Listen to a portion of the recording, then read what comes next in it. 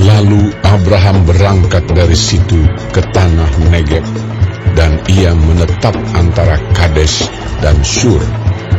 Ia tinggal di Gerar sebagai orang asing. Oleh karena Abraham telah mengatakan tentang Sarah istrinya, "Dia saudaraku," maka Abimelek raja Gerar menyuruh mengambil Sarah. Tetapi pada waktu malam Allah datang kepada Abimelek dalam suatu mimpi serta berfirman kepadanya, "Engkau harus mati oleh karena perempuan yang telah kau ambil itu, sebab ia sudah bersuami." Adapun Abimelek belum menghampiri Sarah. Berkatalah ia, "Tuhan, apakah engkau membunuh bangsa yang tak bersalah? Bukankah orang itu sendiri mengatakan kepadaku, 'Dia saudaraku'? Dan perempuan itu sendiri telah mengatakan, 'Ia saudaraku.' Jadi hal ini kulakukan dengan hati yang tulus dan dengan tangan yang suci." Lalu berfirmanlah Allah kepadanya dalam mimpi, "Aku tahu juga bahwa engkau telah melakukan hal itu dengan hati yang tulus. Maka aku pun telah mencegah engkau untuk berbuat dosa terhadap aku. Sebab itu aku tidak membiarkan engkau menjamah dia. Jadi sekarang, kembalikanlah istri orang itu, sebab dia seorang nabi. Ia akan berdoa untuk engkau, maka engkau tetap hidup. Tetapi jika engkau tidak mengembalikan dia, ketahuilah, engkau pasti mati. Engkau dan semua orang yang bersama-sama dengan engkau." Keesokan harinya pagi-pagi Abimelek memanggil semua hambanya dan memberitahukan seluruh peristiwa itu kepada mereka. Lalu sangat takutlah orang-orang itu. Kemudian Abimelek memanggil Abraham dan berkata kepadanya, "Perbuatan apakah yang kau lakukan ini terhadap kami? Dan kesalahan apakah yang kulakukan terhadap engkau, sehingga engkau mendatangkan dosa besar atas diriku dan kerajaanku? Engkau telah berbuat hal-hal yang tidak patut kepadaku." Lagi kata Abimelek kepada Abraham, "Apakah maksudmu, maka engkau melakukan hal ini?" Lalu Abraham berkata, "Aku berpikir, takut akan Allah tidak ada di tempat ini. Tentulah aku akan dibunuh karena istriku. Lagi pula ia benar-benar saudaraku.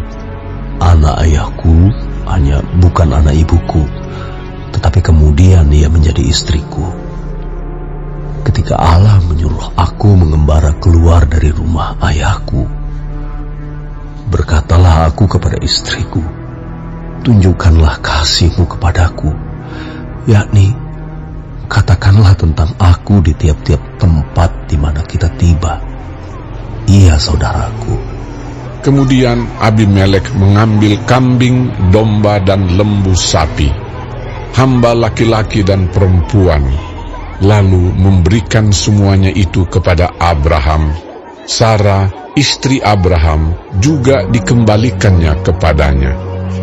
Dan Abimelek berkata, "Negeriku ini terbuka untuk engkau.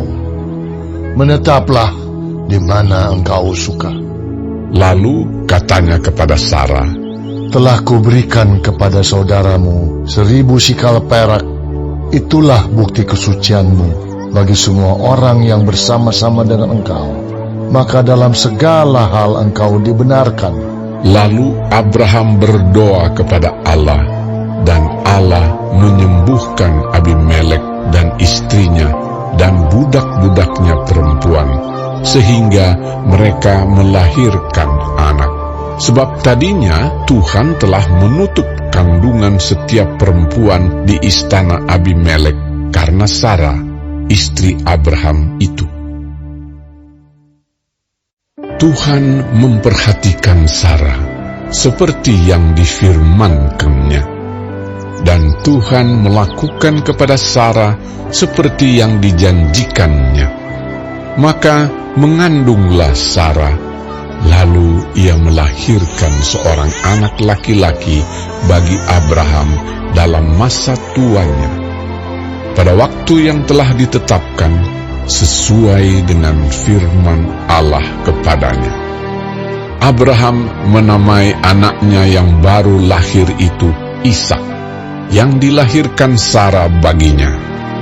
Kemudian Abraham menyunat Ishak, anaknya itu, ketika berumur 8 hari, seperti yang diperintahkan Allah kepadanya.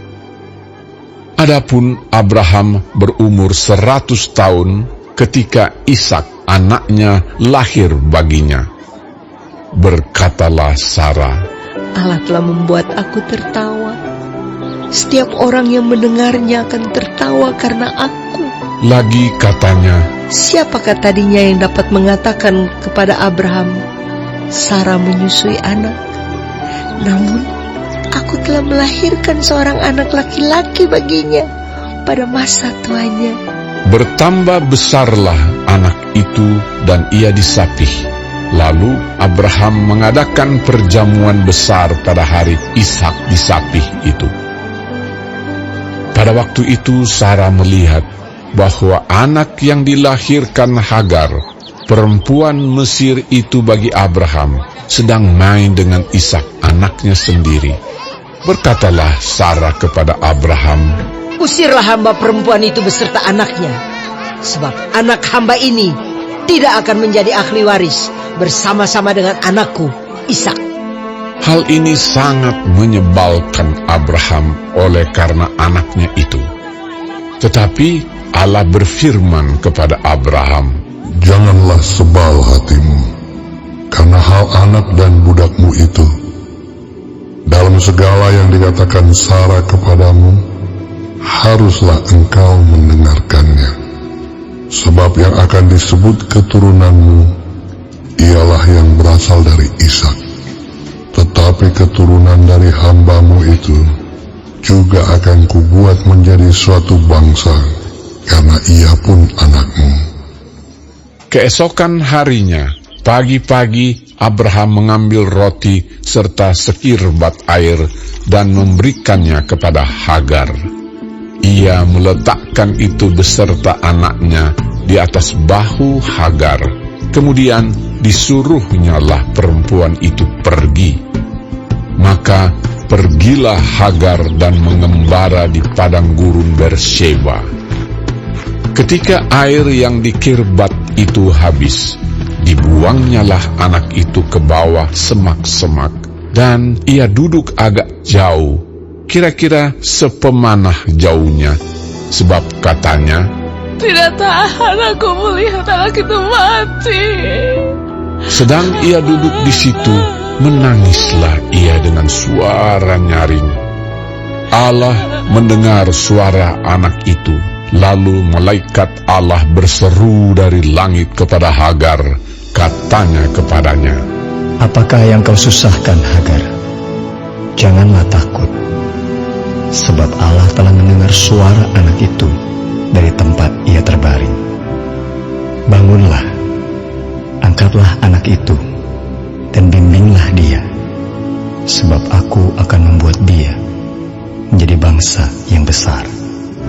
Lalu Allah membuka mata Hagar, sehingga ia melihat sebuah sumur. Ia pergi mengisi kirbatnya dengan air, kemudian diberinya anak itu minum.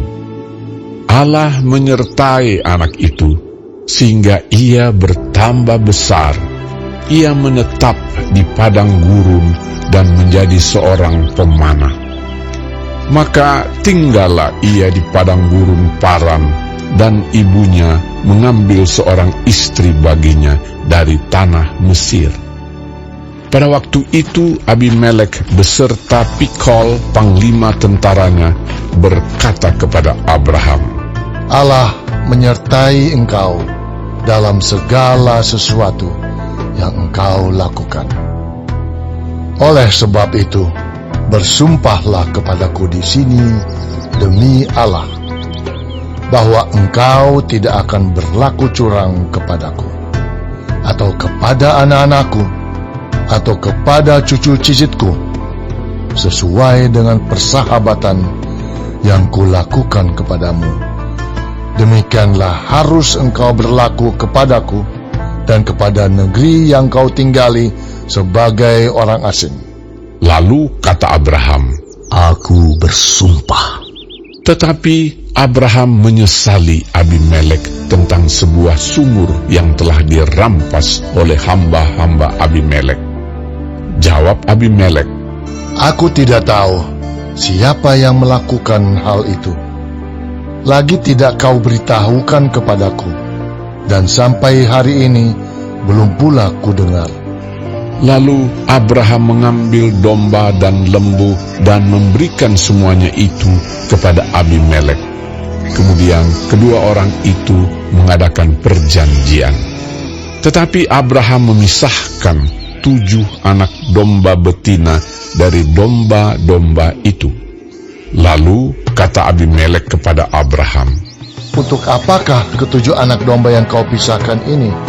Jawabnya, Ke-7 anak domba ini harus kau terima dari tanganku untuk menjadi tanda bukti bagiku, bahwa akulah yang menggali sumur ini.